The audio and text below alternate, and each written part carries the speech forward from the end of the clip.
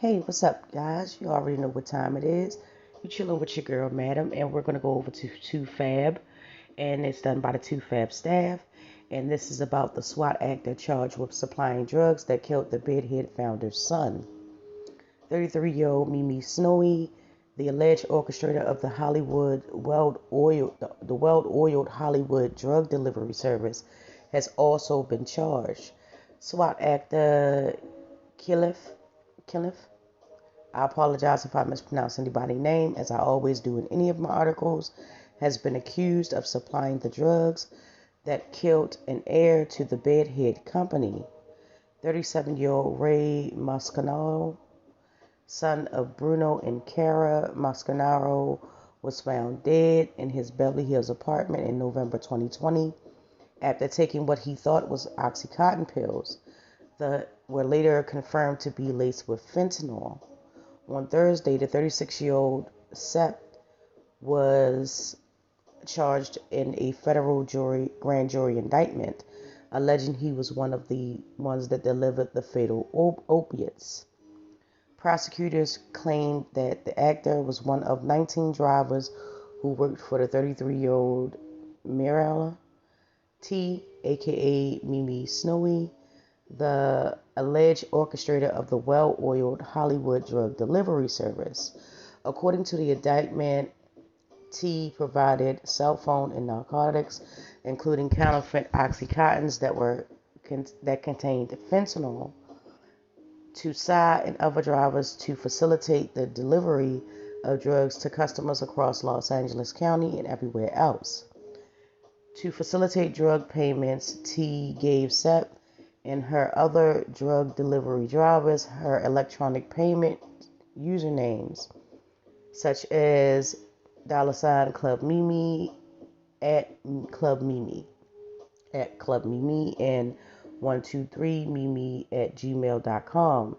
It says T also delivered drugs herself. The indictment claims and gave S.W.A.T keys to her Hollywood apartment. He could access drugs whenever T visited Mexico, where she continued to manage her drug operation while tending to her pet jaguar, Princess. According to the Los Angeles Times, Mascano texted Mimi Snowy on November 15th and 16th and asking what she had for sale. She allegedly replied with a menu offering acid, ecstasy, mushrooms, and half a dozen of other drugs. He settled on a gram of cocaine and 2 oxycodone pills for $160 plus a $30 delivery fee. As part of the transaction, S.W.A.T called Mascarano from a phone that T provided to facilitate drug sales, the indictment alleges. According to the Times, in one of his final texts, Mascarano told T he needed to pick up his 4-month-old daughter the following day. It was his failure to do so that led to the discovery of his body.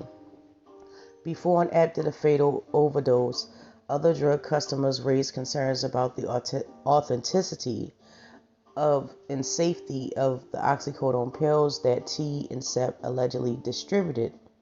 Several weeks before Mascarano's death, according to one example in an indictment, another customer texted T, "Yo, Mimi, the oxys are dirty." According to the Times, T allegedly texted Mascarano's phone an update drug menu in weeks after his death, apparently unaware he had overdosed. The DEA told the publication that T made about $733,000 selling drugs in the last year alone. In an unsuccessful bid for bail, her lawyer insisted she had nothing to do with the death or distribution, claiming her Mexican boyfriend had been using her name and cell phones to disguise his drug dealing business. T, who documented her lavish lifestyle on social media, is the daughter of, I will put that in the description, immigrants Bolivian, I'm gonna try it out. Bolivian immigrants who moved to Santa Monica 20 years ago. She holds Bolivian, Canadian, and American passports. Sepp, who earns $37.50 an hour, working 8-hour shifts for T. According to the DEA, previously had small roles in S.W.A.T, Lucifer, and Blacklist. Both he and T face charges of conspiracy to distribute drugs and drug distribution resulting in death, which carries a mandatory minimum sentence of 20 years in federal prison as a maximum sentence of life imprisonment. Ray Mascherano's uncle are Tony and Guy Mascherano, the founders of the international chain of hairdressing salons, Tony and Guy, which almost 500 locations across the country. Truly sad indeed. Truly sad indeed. Am I glad they got caught? If it saves people's lives, yeah, of course. Um, you know, but needless to say that everyone that is arrested is innocent until proven guilty. I will follow the story as the story develops, as I always do with any of my other stories, however long it takes. And I mean, it's just tragic for anyone, regardless if you're a star or an heir to a company.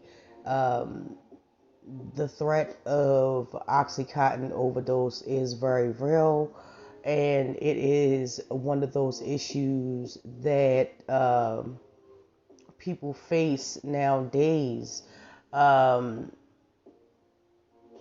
Tragically, unfortunately, um, you know, it's just one of those things. Um, I wish there was more awareness. There is awareness out there. I'm not saying that it isn't, but I wish there were more awareness, not just about, opioids, but other drugs. I definitely wish they would have had this back in the 80s. To be honest with you, it just seemed like they really didn't care. Back in the 80s, we had the DARE campaign, and that was it. Okay. Um, you know, Allegedly, it could have been because of the demographic of people that it was affected at the time versus the demographic of people that it's affecting now.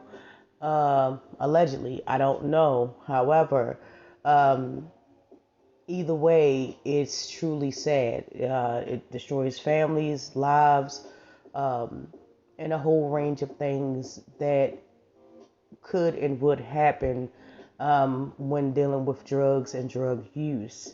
So, if you know anyone that is suffering from drug abuse or drug addiction, please reach out.